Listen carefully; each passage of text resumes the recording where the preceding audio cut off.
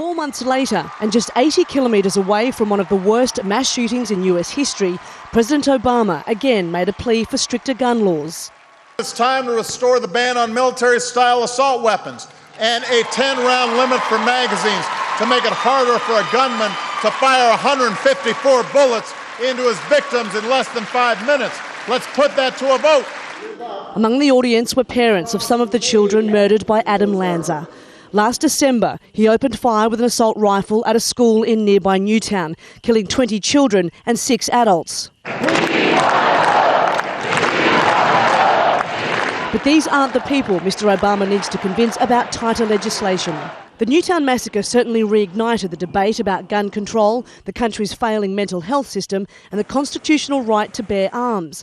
But while opinion polls consistently show about 90% of Americans support background checks for everyone trying to buy a weapon, members of Congress, including some in President Obama's party, aren't so sure. Opponents and powerful pro-gun groups like the National Rifle Association say the White House is penalising legal gun owners when the real problem is criminals and the mentally ill. This is not about me. This is not about politics.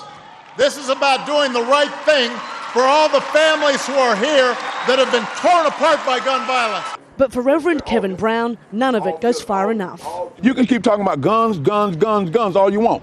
No. He says America's gun culture must be addressed and restrictions placed on all guns, not just assault weapons and high-capacity magazines. That has no effect over here because we're being victimized by thugs with handguns. So the bills that they're advocating for, it has no significant bearing on our urban community. Reverend Brown says in his neighbourhood in downtown Hartford, it's Newtown every day. In his speech, President Obama promised Newtown, and I quote, "We will not walk away from the promises we've made. We are just as determined as ever to do what needs to be done.